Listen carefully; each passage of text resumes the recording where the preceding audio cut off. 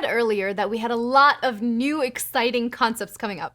Well, I'm not going to string you along anymore.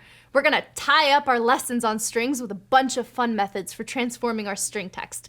I know, my jokes are pretty terrible, so let's get back to the good stuff. So far, we've seen ways you can access portions of strings using the indexing technique, create new strings by slicing and concatenating, find characters in strings using the index method, and even test if one string contains another. On top of all this string processing power, the string class provides a bunch of other methods for working with text. Now we'll show you how to use some of these methods. Remember, the goal is not for you to memorize all of this. Instead, we want to give you an idea of what you can do with strings in Python. Some string methods let you perform transformations or formatting on the string text, like upper and its opposite, lower.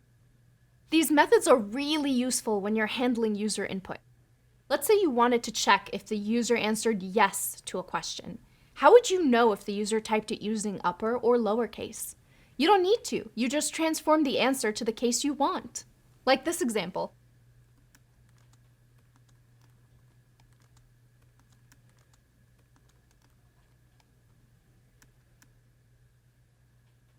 Another useful method when dealing with user input is the strip method.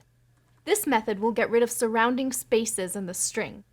If we ask the user for an answer, we usually don't care about any surrounding spaces, so it's a good idea to use the strip method to get rid of any white space. This means that strip doesn't just remove spaces, it also removes tabs and newline characters, which are all characters we don't usually want in user-provided strings. There are two more versions of this method, lstrip and rstrip, to get rid of the white space characters just to the left or to the right of the string instead of both sides. Other methods give you information about the string itself. The method count returns how many times a given substring appears within a string. The method endsWith returns whether the string ends with a certain substring.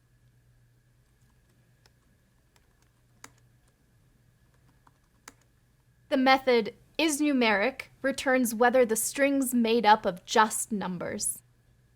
Adding to that, if we have a string that is numeric, we can use the int function to convert it to an actual number. In earlier videos, we showed that we can concatenate strings using the plus sign. The join method can also be used for concatenating.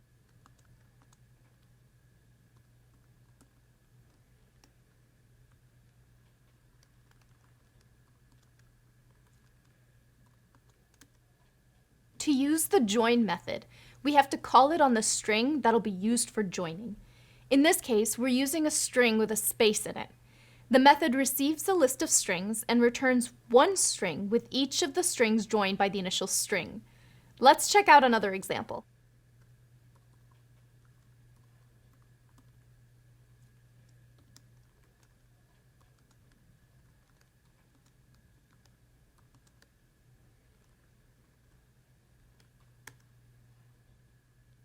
Finally, we can also split a string into a list of strings.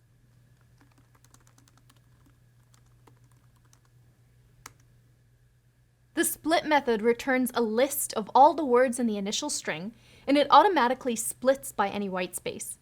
It can optionally take a parameter and split the strings by another character, like a comma or a dot. Are you starting to see how these string methods could be useful in your IT job? Okay, so we've just learned a bunch of new methods, but there are tons more that you can use on strings. We've included a list with the ones we talked about and some new ones in the next cheat sheet. You'll also find a link to the full Python documentation there, which gives you all the info on each available method. As we've said before, don't worry about trying to memorize everything. You'll pick these concepts up with practice, and the documentation is always there if you need it. All right, last up in our string of string videos, we're going to check out how to format strings.